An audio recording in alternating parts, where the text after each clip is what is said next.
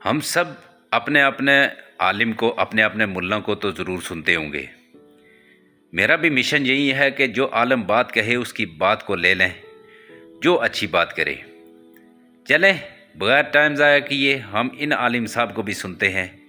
چلیں ویڈیو شروع کرتے ہیں، میرے ساتھ بنے رہیے آخر تک۔ امید ہے کچھ نہ کچھ یہاں سے لے کر ہی جائیں گے۔ ہیں کیا بڑے جانور کا عقیقہ کیا جا سکتا ہے؟ کوئی ثابت نہیں ہے۔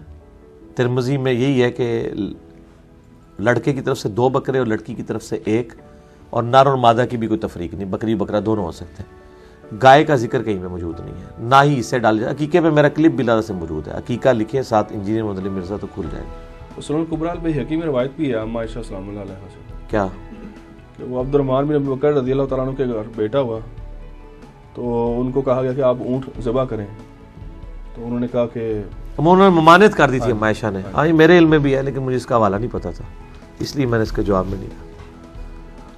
اگر مالی حالات اچھے نہ ہوں اور بیٹے یا بیٹی کی پیدائش پر عقیقہ کرنے کی استطاعت نہ ہو تو انسان کیا کرے پھر؟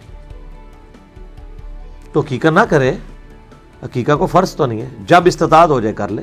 یہ عقیقے والے کلپ میں نے ساری باتیں بتائی ہوئی ہیں یار، اللہ کے بندو، اس طرح یہ سوال کیوں رکھے ہوئے آپ نے؟ عقیقے کے اوپر میں نے پورے سب چیزیں بتائی ہوئی ہیں۔ کیا والدین کے علاوہ کوئی دوسرا رشتہ دار کر سکتا ہے عقیقہ؟ ہاں مالی عبادت ہے، نیابت ہو سکتی ہے، کوئی بھی کرے، کوئی مسئلہ نہیں۔ بچے کی جان گروی ہوتی ہے بخاری میں، وہ آپ نے گروی پن سے چھڑوانا ہے اس کو۔